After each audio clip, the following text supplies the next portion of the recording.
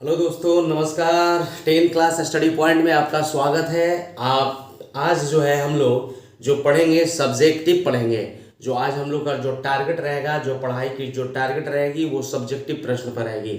और सब्जेक्टिव में आज साइंस का बहुत इंपॉर्टेंट क्वेश्चन देखेंगे जो एग्जाम के लिए है, एग्जाम के पर्पज से है। ठीक है, तो आप लोगों को एक ध्यान देना है कि जो भी सब्जेक्टिव में हम आज क्वेश्चन पढ़ाएंगे उस सारे क्वेश्चंस को आप लोग को लिख लेना होगा, नोट्स बना लेना होगा, क्योंकि वो जो प्रश्न है, वो जो आंसर है वही एग्जाम में आने वाला है। और उसको बहुत अच्छे तरीके से, इतना अच्छा क्लियरिटी कंसेप्ट क्लियर कर कर बताया जाएगा कि आपके दिमाग में डायरेक्ट वो एंट्री करेगा, डायरेक्ट घुसेगा। ठीक है, तो वो सारी चीज़ों को हम लोग ध्यान से पढ़ेंगे, ध्यान से सुनेंगे, ध्यान से देखेंगे। बात समझ में आ रहा है ना? तो चलिए हम लोग को आज एक मोटिवेशनल देखते हैं शायरी कि जिंदगी की असली उड़ान अभी बाकी है।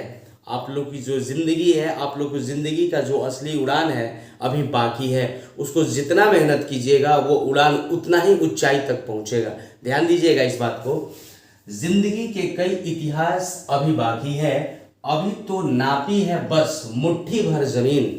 अभी तो नापी है बस मुट्ठी भर जमीन। अभी तो आपने पढ़ना शुरू किया है, अभी तो आपने नापी है मुट्ठी भर जमीन। अभी तो पूरा आसमान बाकी है।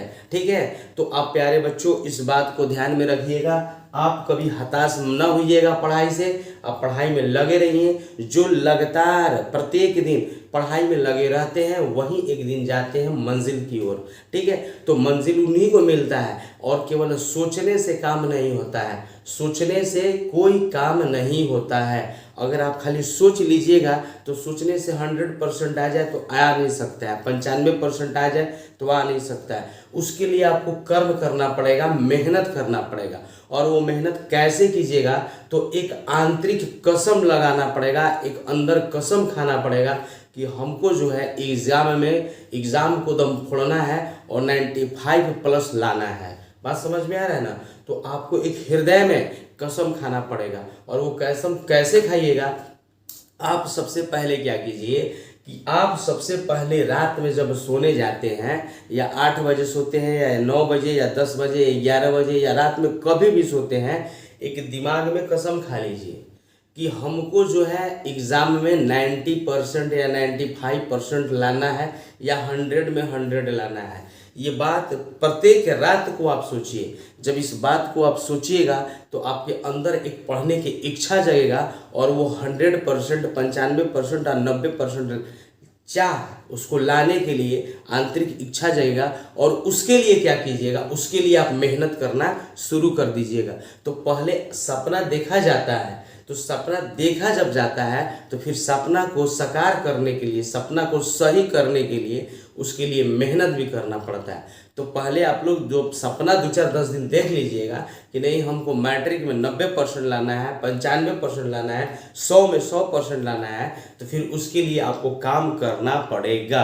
ठीक है, तो आप लोग से यही प्रार्थना है, यही रिक्वेस्ट है, यही विनती है कि आप लोग अपना जो मार्क्स है, मार्क्स लाने के लिए अब आप लोग प्लानिंग में लग जाए और उसके लिए मेहनत भी करना शुरू कर दें। क्योंकि अब आप लोग बहुत सोच लिए कि हमको 90% लाना है, 95% लाना है, 100% लाना है, लेकिन उसके लिए मेहनत नहीं हो रहा है। तो चलिए हम आप लोग से कहते हैं कि जब जागा तब सवेरा। तो आप लोग अब लग जाइए और खूब मेहनत कीजिए और तब 95% ला कर नंबर दिखा दीजिए। ठीक है बच्चों, तो यही बात के लिए, इसी के लिए हम आपसे कहेंगे कि आज से, अभी से ये दिमाग में बैठा लेना है कि एग्जाम में 95% से ऊपर यानी कि ज़्यादा लाकर दिखाना है। ठीक है ना? तो चलिए बेस्ट ऑफ लक इस काम के लिए। तो हम लोग अब आगे के जो क्वेश्चंस हैं, जो महत्वपूर्ण सब्जेक्टिव क्वेश्चन है, उसको देखते हैं। हाँ, तो देखते हैं बाबू। क्वेश्चन बहुत इंपॉर्टेंट क्वेश्चन है, ये एग्जाम में बहुत बार आया है और बार बार ये क्वेश्चन आता रहता है। ठीक है, तो इस क्वेश्चन को देखते हैं और ध्यान से समझते हैं और खूब बढ़िया से सीखते हैं इससे। ठीक है, चलिए देखा जाए क्वेश्चन। क्वेश्चन है कि प्रकाश का अपवर्तन के नियम को लिखे। बहुत इंपॉर्टेंट क्वेश्चन है कि प्रकाश के अपवर्तन के नियम को लिखे।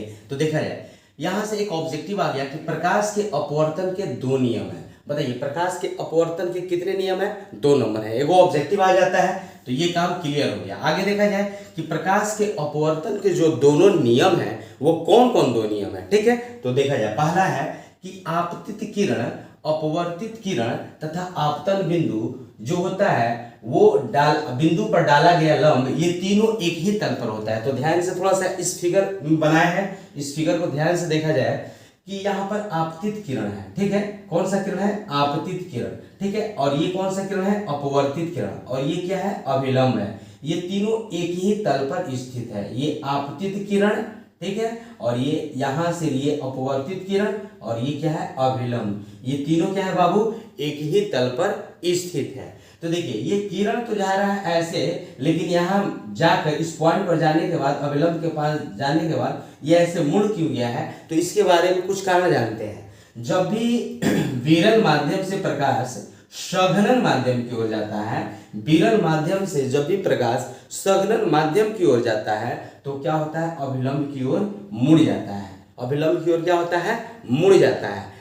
इसमें देखा जाएगा, जब संघनन माध्यम से प्रकाश विरल माध्यम की ओर जाता है तो अभिलंब से दूर भाग जाता है। ये दोनों चीज को याद करना है। नंबर फर्स्ट में क्या बोले हैं?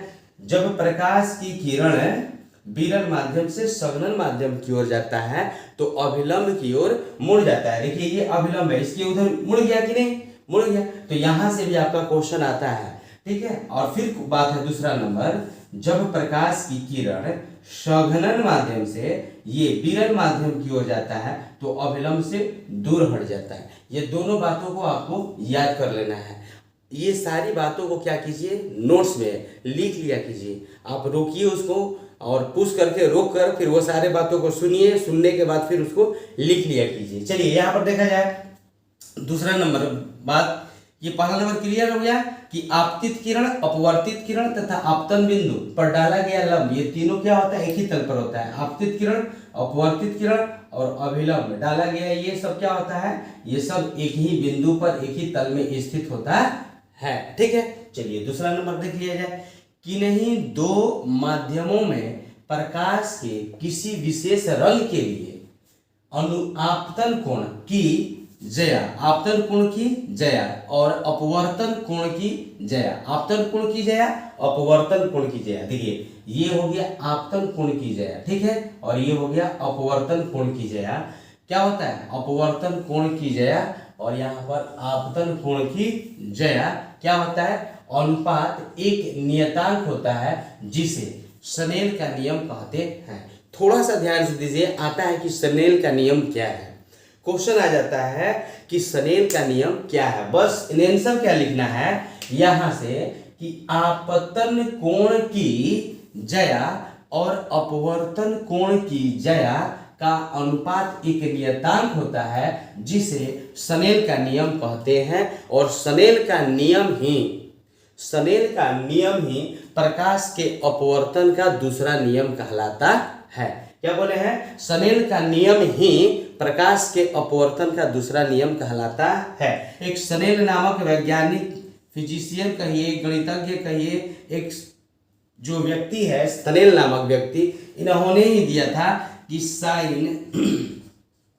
साइन आई बटा में साइन आर, ठीक है, और बराबर एक क्या है बाबू? एक नियतांक है। बताइए क्या है? एक नियतांक है। तो इसी को क्या कहा जाता है? अपवर्तन, यानी कि प्रकाश के अपवर्तन का दूसरा नियम कहा जाता है कि आपतन कोण की जया। ये क्या है बाबू? आपतन कोण की जया है। देखिए, आई है ना, आपतन कोण की जया और साइन आर, ये क्या है? अपवर्तन। देखिए, यहां से आने के बाद अपवर्तन हो रहा है ना, अपवर्तन कोण की जया के एक निश्चित अनुपात को क्या कहा है? एक नियतांक को क्या कहा जाता है? स्नेल का नियम कहा जाता है। एक बार फिर से, आपतन कोण की जया का अनुपात एक नियतांक होता है, ठीक है। और यहां से आप समझ सकते हैं कि आपतन कोण की जया और अपवर्तन कोण की जया का अनुपात एक नियतांक होता है जिसे स्नेल का नियम कहते हैं, यानी कि साइन आई बटा में साइन आर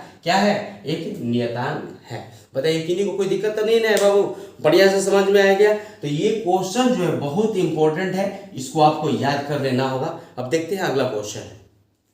देखिए, ये क्वेश्चन बहुत इंपॉर्टेंट है। दूसरा नंबर क्वेश्चन देखते हैं पानी में रखा हुआ सिक्का या नींबू, क्या सिक्का या नींबू ऊपर उठा हुआ प्रतीत होता है, क्यों?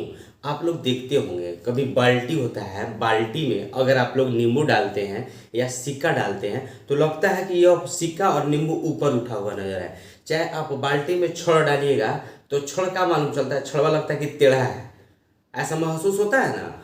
छड़ अगर बाल्टी में डालिएगा तो लगेगा कि छड़ जो गया है पानी में और ऐसे टेढ़ा हो गया है। तो वो सब क्यों ऐसा दिखाई देता है, कारण क्या है? तो उसका कारण जो आता है प्रकाश का अपवर्तन। क्या होता है? प्रकाश का अपवर्तन। जो कि प्रकाश का अपवर्तन हम लोग यहाँ पर समझे हैं। प्रकाश का अपवर्तन को क्या किए हैं हम लोग यहाँ पर समझे हैं। प्रकाश के अपवर्तन के कारण ही हमें रखा हुआ बाल्टी में सिक्का ऊपर उठा हुआ नजर आता है। नींबू जो है पानी में अंदर रखा है तो मालूम चलता है हल्का ऊपर है सतह से, या छड़ डालते हैं तो छड़ हल्का टेढ़ा हुआ ऐसे नजर आता है। ये सारा ये सब चीज का जो कारण है वो प्रकाश का अपवर्तन है। चलिए इसको थोड़ा सा क्लियर करते हैं। देखिए जैसे कि मानकर चलिए यहाँ पर हम एक इस तरह से आपको मान के चलिए कुछ शीशा का बनाए हुए हैं कोई वस्तु, और जब यहाँ पर हम सिक्का ऐसे डालते हैं तो सिक्का जो होता है पेनी में यहाँ पर सिक्का बैठ जाता है। पेनी में सिक्का क्या होता है? बैठ जाता है। अब प्रकाश की किरण जब ऐसे आती है, प्रकाश की किरण जब ऐसे आती है तो पानी में आने के बाद इसको ऐसे चल जाना चाहिए, लेकिन क्या होता है ये अभिलंब की ओर क्या होती है, ऐसे आकर मुड़ जाती है। कारण है क्यों मुड़ जाती है? कारण है प्रकाश क्यों अभिलंब की ओर मुड़ जाती है। तो देखिए यहाँ हवा है, यहाँ क्या है बाबू? हवा है। हवा को हम लोग बोलते हैं विरल। हवा को क्या बोलते हैं बाबू? विरल बोलते हैं। और हवा के अपेक्षा ये क्या है? पानी है। बोलिए बाबू क्या है? पानी है। तो पानी जो है हवा के अपेक्षा ये संघनन होता है। क्या होता है? संघनन होता है। क्या होता है बाबू? संघनन होता है। तो जब कोई हम चीज को यहाँ पर देखते हैं, तो जब हम प्रकाश कोई चीज को यहाँ पर देखते हैं तो देखने के फल स्वरूप क्या होता है, वह आकर अभिलंब की ओर, वो आकर क्या होता है अभिलंब की ओर ऐसे मुड़ जाता है, जो कि ऐसे जाना चाहिए लेकिन अभिलंब की ओर मुड़ जाता है। कारण है कि हवा जो है विरल माध्यम है, अब पानी जो है संघनन माध्यम है। तो हम लोग जानते भी हैं कि जब प्रकाश की किरण विरल माध्यम से संघनन माध्यम की ओर जाता है तो अभिलंब की ओर क्या होता है? मुड़ जाता है। और कारण यही है कि सिक्का जो है पेंदी में रखा रहता है लेकिन मालूम चलता है कि ऊपर उठा हुआ है। तो बात समझ में आपको आ गया? चलिए यहाँ पर थोड़ा सा देख लीजिए। जब प्रकाश की किरणें विरल माध्यमों से, ठीक है, ये देखिए माध्यम क्या है? हवा विरल माध्यम है। विरल माध्यमों से संघनन माध्यम में प्रवेश करती है। विरल माध्यमों से क्या? विरल माध्यमों से बाबू क्या? संघनन माध्यमों में प्रवेश करती है। देखिए यह माध्यम जो है क्या है? संघनन है। संघनन का मतलब क्या हुआ? संघनन का मतलब हुआ कि इसके अपेक्षा ये ज्यादा मजबूत है ना। हवा की अपेक्षा ये ज्यादा क्या होता है? मजबूत होता है। उसी को संघनन कहते हैं। अब विरल का मतलब कि पानी से यह क्या है? कम इसकी घनत्व है। पानी से इसकी घनत्व हवा में क्या है? कम है, और पानी में घनत्व क्या है? अधिक है। बात समझ में आ रहा है ना? चलिए, तो विरल माध्यम से संघनन माध्यम में प्रवेश जब करता है तो अभिलंब, देखिए यहाँ पर बताया है, ये है आपका अभिलंब, ठीक है, और यह गया इस तरह से, और इस तरह से जाना चाहिए लेकिन वैसे ना जाकर ये क्या हुआ? ये अभिलंब की ओर क्या हुआ है? मुड़ गया है, ठीक है, की तरफ क्या हुआ है? मुड़ जाती है। तो इसलिए पानी में रखा हुआ सिक्का, क्या सिक्का या नींबू ऊपर उठा हुआ मालूम पड़ता है। बात समझ में आ रहा है आपको? तो अगर पूछेगा आपसे आज के बाद कि पानी में रखा हुआ सिक्का या नींबू, या क्वेश्चन आता है कि पानी में डाला हुआ छड़ टेढ़ा क्यों प्रतीत होता है, तो आपको आज के बाद आंसर क्या बताना है कि प्रकाश के अपवर्तन के कारण, प्रकाश के अपवर्तन के कारण ये सारी घटना होती है। किसके कारण होती है? प्रकाश के अपवर्तन के कारण ये सारी घटना होती है। क्यों? जब प्रकाश की किरणें विरल माध्यम से संघनन माध्यम में प्रवेश करती है तो अभिलंब की तरफ मुड़ जाती है, इसलिए पानी में रखा हुआ सिक्का या नींबू ऊपर उठा हुआ प्रतीत होता है। और यह घटना क्या है बाबू? यह घटना प्रकाश का अपवर्तन, प्रकाश का अपवर्तन है। आप इस बात को भी लिख सकते हैं, बढ़िया रहेगा। ठीक है ना। इसलिए यह घटना क्या कहलाती है, प्रकाश का अपवर्तन कहलाती है। बताइए किन्हीं को कोई दिक्कत, किन्हीं को बाबू कोई दिक्कत नहीं है। दिक्कत ये इंपॉर्टेंट वीवीआई क्वेश्चन है, ये सब एग्जाम में आपको आएंगे। ये सारे क्वेश्चन क्या होंगे बाबू, एग्जाम के लिए है, एग्जाम में आपको आएंगे। इसलिए ये सारे क्वेश्चन को रट कर समझ कर दम कर कर क्लियर ही जाना है एग्जाम में, ठीक है ना। तो इस बात पर आपको ध्यान रखना। चलिए देखते हैं क्वेश्चन, बहुत मस्ट वीवीआई क्वेश्चन है, बहुत इंपॉर्टेंट क्वेश्चन है। नंबर 3 और नंबर 4 दोनों क्वेश्चन एग्जाम के लिए बहुत ज्यादा जरूरी है, इसको तो हम किसी हाल में याद कर जाना है, ठीक है। देखा जाए, देखिए 3 और 4 दोनों को देख लेते हैं। धोने का सोडा एवं बेकिंग सोडा के दो दो उपयोग को लिखें। क्या है, धोने के सोडा और बेकिंग सोडा के दो दो उपयोग को क्या करना है बाबू, लिखना है। और ये एग्जाम में हर एक साल आता है, इससे ऑब्जेक्टिव भी आता है, सब्जेक्टिव भी आता है। ये दोनों क्वेश्चन को अगर बारीकी से अध्ययन करते हैं, अच्छा से अध्ययन करते हैं, तो इससे बहुत सारा ऑब्जेक्टिव और आपका सब्जेक्टिव तो होगा ही होगा, ठीक है ना। चलिए देख लिया जाए, है कि धोने का सोडा एवं बेकिंग सोडा के दो दो उपयोग लिखे।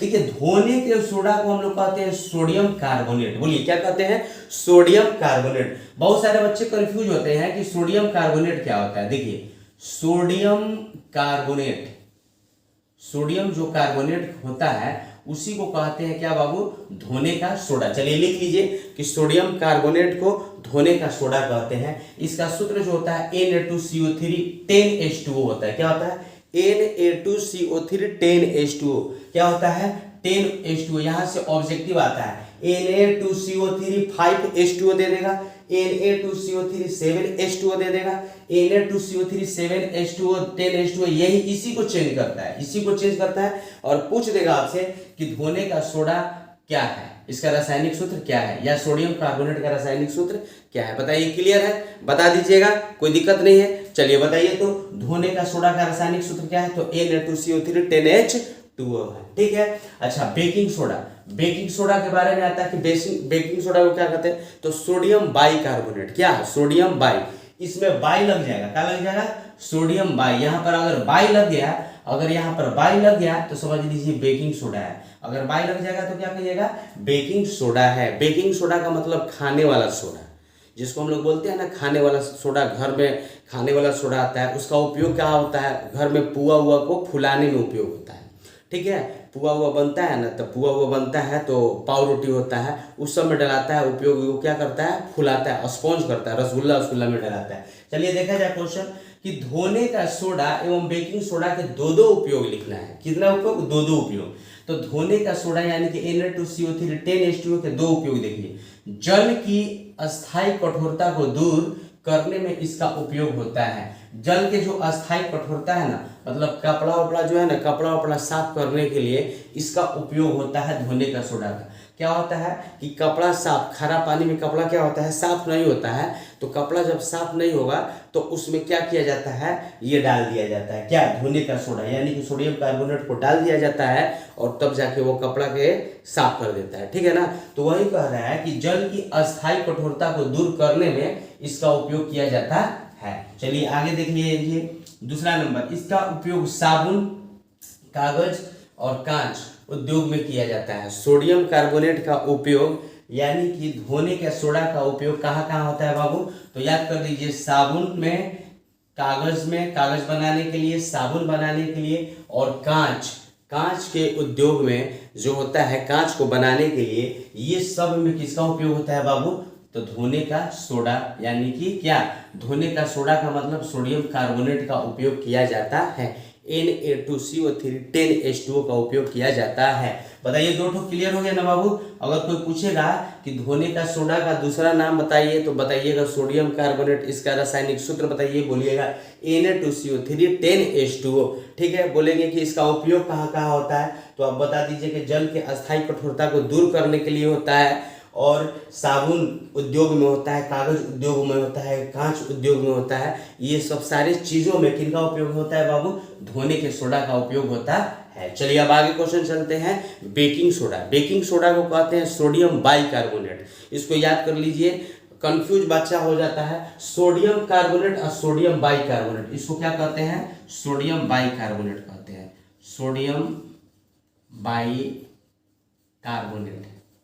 कार्बोनेट।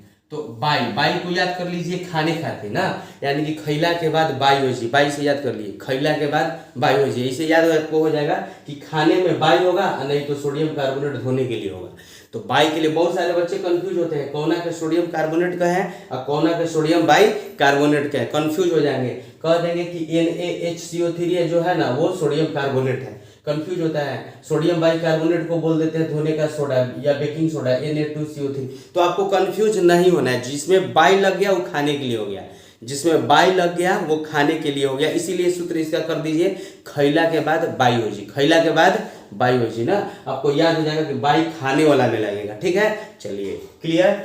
तो अब कह रहा है कि इसका उपयोग जो होता है पेट की अम्लीयता को दूर करने के लिए किया जाता है। अगर आप बहुत ज़्यादा खा लिए, पेट में अपच हो जाता है, नहीं पचता है, गैस आने लगता है, जिसको कहते हैं ढेकार आने लगता है, और ढेकार एकदम जैसे नहीं लगता है छतिया जल रहा है, ढेकार उकार आने लगता है, छाती उती जलने लगता है, गैस बना देता है, तो उसमें क्या किया जाता है बाबू, तो बेकिंग सोडा का उपयोग किया जाता है। वो क्या होता है, पेट में अम्लीयता की मात्रा जो होता है ना ज़्यादा बढ़ जाता है, तो उस अम्लीयता की मात्रा को दूर करने के लिए, पेट को अम्लीयता की मात्रा को दूर करने के लिए इसमें क्या किया जाता है, इसका उपयोग पेट की अम्लीयता को दूर करने के लिए भी किया जाता है। किसका उपयोग, तो बेकिंग सोडा का उपयोग किया जाता है। उसको घोल बनाकर, बेकिंग सोडा का घोल बनाकर उसको पीने से क्या होता है, पेट में जो अम्लीयता, जो गैस, जो ढेकार आ रहा है, जिसे लग रहा है गर्दनिया जल रहा है ना, तो वो सब क्या हो जाएगा, दूर हो जाएगा। बात समझ में आ रहा है ना बाबू, चलिए ठीक है, बहुत बढ़िया।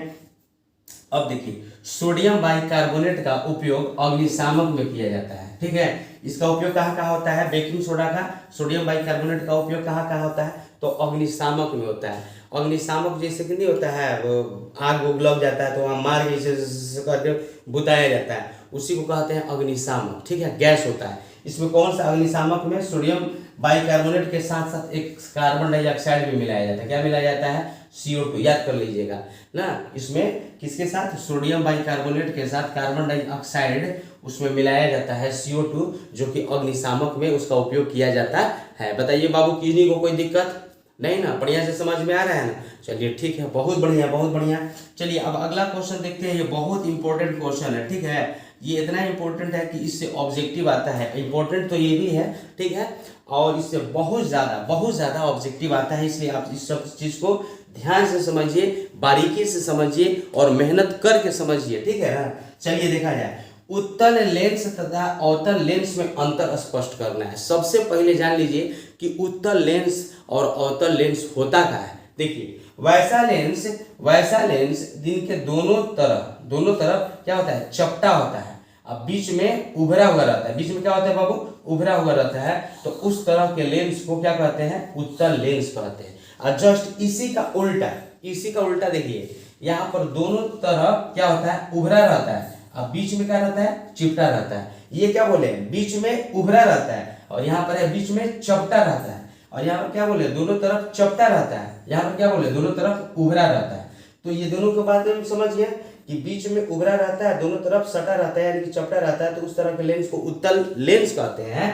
और जो बीच में धंसा रहता है, ठीक है, और दोनों तरफ उभरा रहता है, तो इस तरह के लेंस को अवतल लेंस कहते हैं। ठीक है, ये आता है आपको ऑब्जेक्टिव में आ जाता है, 2 नंबर में आ जाएगा, तो एकदम इसी तरह से हूबहू आपको लिख देना है। देख लीजिए, उत्तल लेंस में यह बीच में मोटा है ना, यह बीच में मोटा तथा किनारे पर क्या होता है, पतला होता है। देखिए बीच में मोटा है, बीच में क्या है बाबू, मोटा है, दोनों तरफ किनारे पर क्या है, पतला है। अब इसमें 1 नंबर फिर समझ लीजिए, यह बीच में पतला तथा किनारे पर मोटा होता है, उल्टा हो गया एकदम अपोजिट। अब यहाँ बीच में क्या हो गया, पतला, और किनारे पर दोनों तरफ क्या हो गया, मोटा होता है। क्लियर, कोई दिक्कत नहीं है बाबू, समझ में आ रहा है। चलिए आगे देख लीजिए, अब इसका 2 नंबर, उत्तल लेंस को अभिसारी लेंस कहते हैं। देखिए यहाँ से ऑब्जेक्टिव आता है, और 2 नंबर का भी क्वेश्चन इसी से आ जाता है कि उत्तल लेंस को अभिसारी लेंस क्यों कहते हैं। क्वेश्चन हो गया आपका एगो, उत्तल लेंस को अभिसारी लेंस क्यों कहते हैं। तो देखिए इसका आंसर आप लोग कॉपी में लिख लीजिए।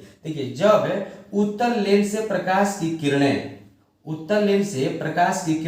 क्या होता है, अपवर्तित होती है, तो अपवर्तन के बाद ना, जब उत्तल लेंस से प्रकाश की किरणें जाती है, तो जाने के बाद लेंस पर पड़ने के बाद अपवर्तित होती है, अपवर्तित होने के बाद वो क्या होता है, एक ही बिंदु पर अभिसरित हो जाता है, यानी कि एक ही बिंदु पर जाकर क्या होता है बाबू, मिल जाता है। इसीलिए उत्तर लेंस को अभिसारी लेंस भी कहते हैं। एक बार फिर से सुन लीजिए, आपका 2 नंबर का क्वेश्चन हो जाएगा। अगर क्वेश्चन आ जाए कि उत्तर लेंस को अभिसारी लेंस क्यों कहते हैं, तो आंसर में क्या लिखना है, जब प्रकाश की किरणें उत्तर लेंस से जाती है तो जाने के फलस्वरूप अभिसरित होकर जाने के फलस्वरूप परावर्तित होकर ना, क्योंकि लेंस में क्या होता है, लेंस में अपवर्तन होता है, तो अपवर्तन के फलस्वरूप एक बिंदु पर मिलती है, तो इसे हम लोग क्या कहते हैं, यानी कि एक बिंदु पर जाकर अभिसरित होती है, तो उसे हम लोग कहते हैं उत्तर लेंस को अभिसारी लेंस। क्लियर हो गया।